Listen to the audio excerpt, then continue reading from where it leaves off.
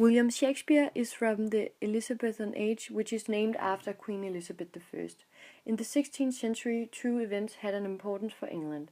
One of them was the construction of the Rose, a theatre in London, and the other event was Invincible Spanish Armada.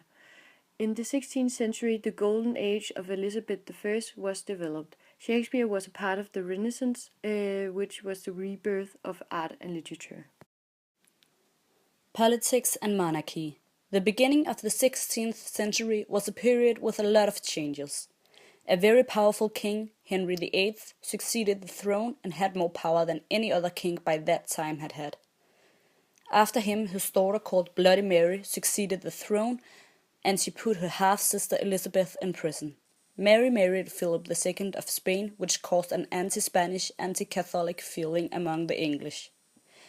After Mary died, there were now two candidates for the English throne, Elizabeth and Mary Stuart from Scotland. Elizabeth ended succeeding the throne because of the big support from Spain. England became more powerful in several battles they fought and won over the Spanish. As a maritime nation, England became greater. They even overcame the Dutch. Not only were their ships used for battle, but also for export and import of trades. Slave trade was now under English monopoly, which were very profitable. During Queen Elizabeth's kingdom, the first English colonies was made in the US. The Queen and the Court.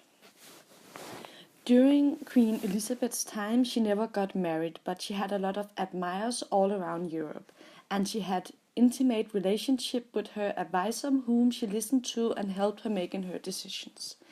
Even though she was a woman, she was against all odds the most powerful leader in Europe. She did not live the extravagant sort of life, despite her success and very powerful court, even though she was of it. Shakespeare's father maybe attended the same parties as Elizabeth. The theatre played a big part in James I's life. He established the King's Men, which was an example of theatre to which Shakespeare belonged. City, town and country. In the 1600s, only 4 million people lived in England. Beside London, Norwich, York and Bristol was the greatest cities in England. During Shakespeare's lifetime, London grew from 1,000 inhabitants to 2,000, the double, and the inhabitants of London lived under bad conditions. Even though the Black Death hit the city in the 1590s, the city just kept growing.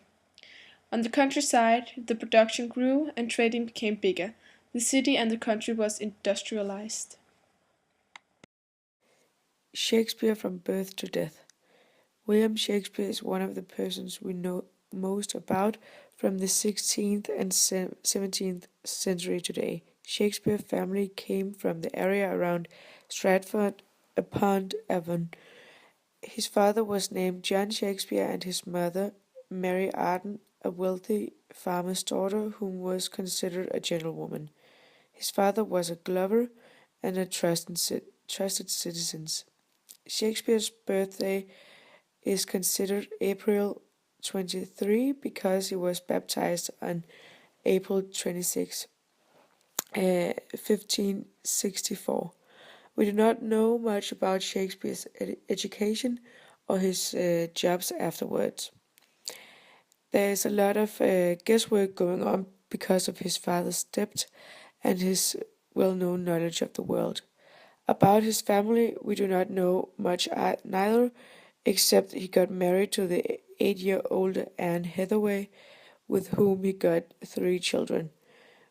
We don't know the reason why Shakespeare came to London, but we know the fact that he left his family in Stratford.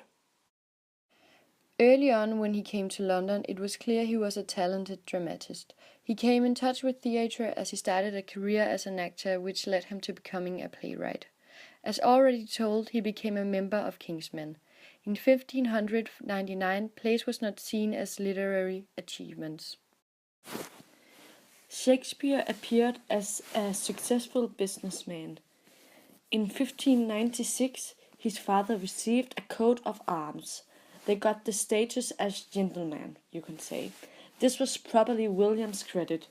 When Shakespeare retired in 1612, he moved back to Stratford where he owned land, and he lived until the day he died on April 23, 1616. The English dramatic tradition. Entertainment in the form of singing and performing was a relative new invention in the Elizabethan age. A theory is that Elizabethan drama is a product of bringing together the two traditions in England, the tradition of popular entertainment and the tradition of early religious drama. As a result of the Norman conquest in 1066, many ideals from France was adopted. People used to be interested in stories with action, but now the stories were about the new ideals: honor, courage, and the concern for the weak and the poor, and so on. During the Middle Ages, many noblemen had minstrels in their household who performed the same kind of tricks which have always been popular: juggling, acrobatics, playing music, and so on. The church did not like the minstrels, and if they wasn't connected to a lord, they was considered as vagabonds and was treated accordingly. Dramatic acting also took place in churches in the Middle Ages. It was scenes from the Bible which was performed, probably to take distance to the entertainment the minstrels did. In the 13th and the 14th century, craftsmen took over the performing of the scenes. The place was called the Mystery Place. A new play arose in the 15th century, the morality play. In this play, the characters were abstract virtues and vices. In the 16th century, the short play interludes arise, and it meant between the games. In the earliest English plays designed for public performance in London about 1550, the classical influence is clear. The performances were 5-act plays, and the setting and the characters were English. This type of tragedies never has a public appeal. Thomas Crete was the innovator of the English tragedy.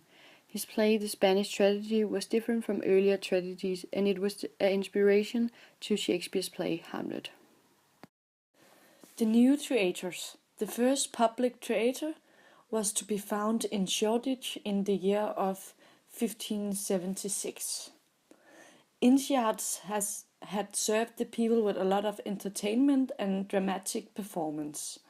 The affluent people were able to afford having the players come to their houses to perform, so the player did move from place to place, and consequently the permanent and very needed stage arose. The inns was very popular and crowded, and it resulted in misdeeds, so the government tried to ban the theatres, but without any luck.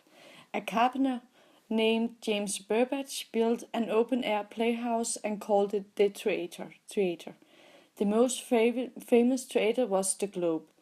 There was the theatre which is mostly associated with Shakespeare because of the fact that many of his plays were performed there for the first time. The theatres back then was widely different compared to the theatres we know from today. First of all, the shape was with 8 sides and 8 angles. Second, the stage did stuck out towards the center of the ground floor, and the audience were unprotected from the weather. The theatre could contain about 2,000 people. There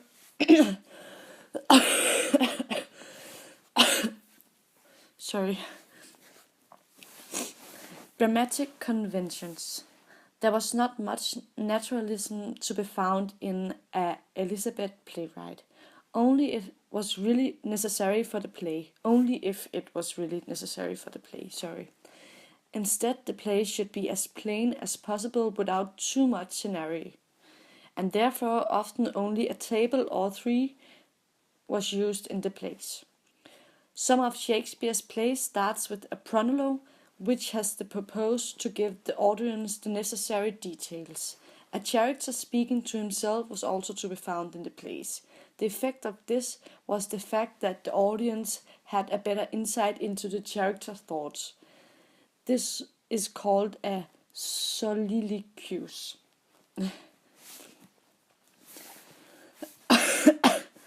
Private theatres. The plays were not only performed at the public theatres,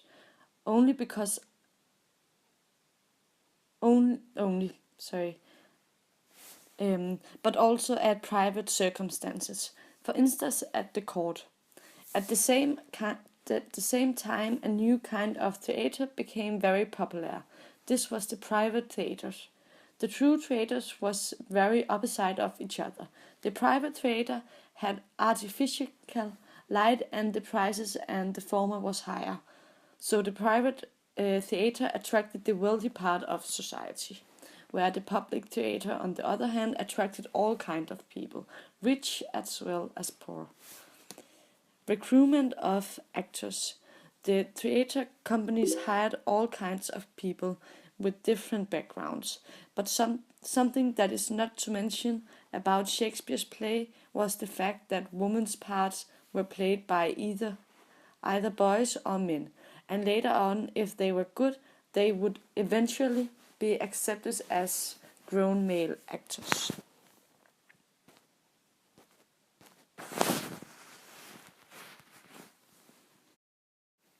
The Elizabethan way of thinking.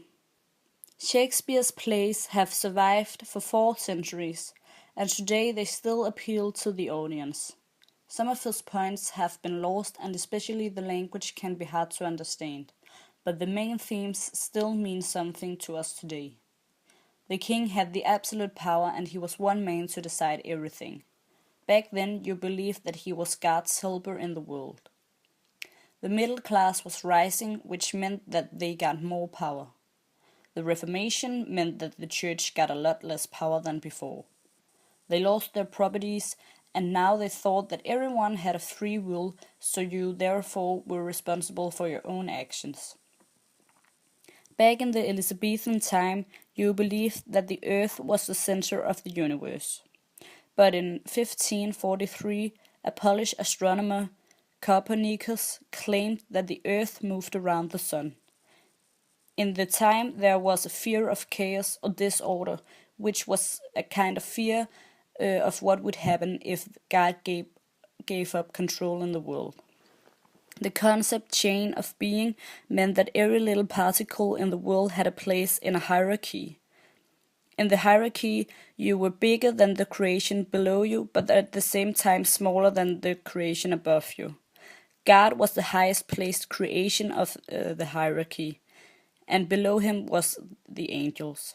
In the middle of the chain, the human being was placed.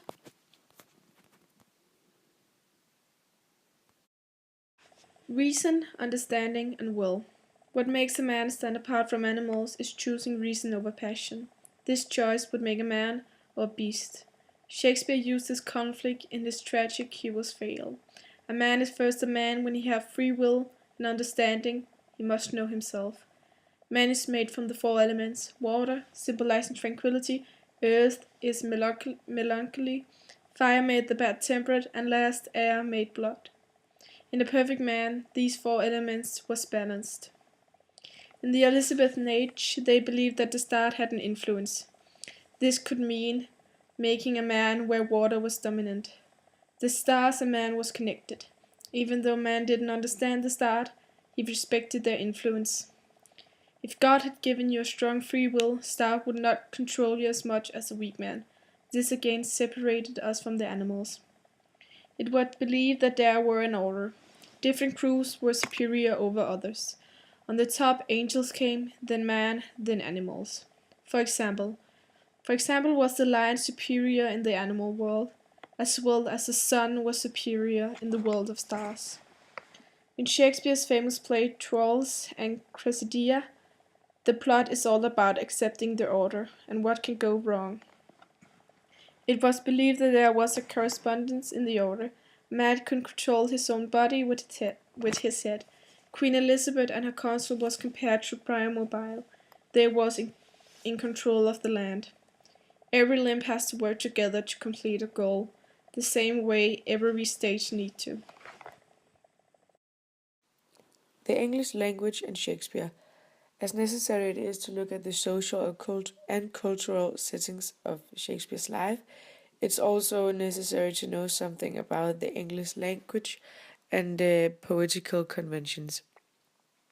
Most words still mean the same as it and is almost pronounced the same way today as 300 years ago, but some of the vocabulary, grammar, and pronunciation is not exactly the same as in Shakespeare's time. For example, the word thou was used in many places to contrast you. The two forms were used to show how close a person is to the one he or she is talking to. Or it was also an indication of social difference. Macbeth and Lady Macbeth addresses each other with the thou because they had a high social status, um, and they were also speaking to servants. They also used the word thou. As said, not all words were pronounced the same way today as 300 years ago. This is especially clear when words are made to rhyme. For example, my ears shout, my ears should catch your voice, my eye to eye, my tongue should catch your tongue's sweet melody. In Shakespeare's plays, there is a mixture of verse and prose, which can offer an opportunity for variety of characterization and atmosphere.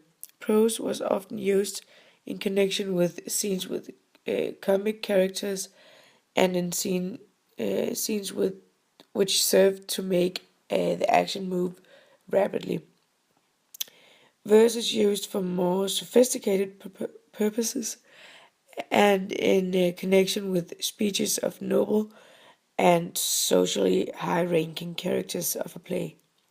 There are two kinds of verse in a play called blank verse and a heroic couplet.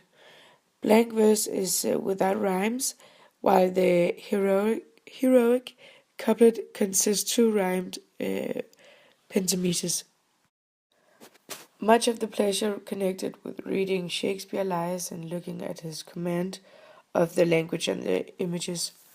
In Shakespeare's plays, we find a lot of imagery which are special to that particular play. We must not forget that the texts were first meant for dramatic representation, so there is a risk that too much of the concentration is on the language alone.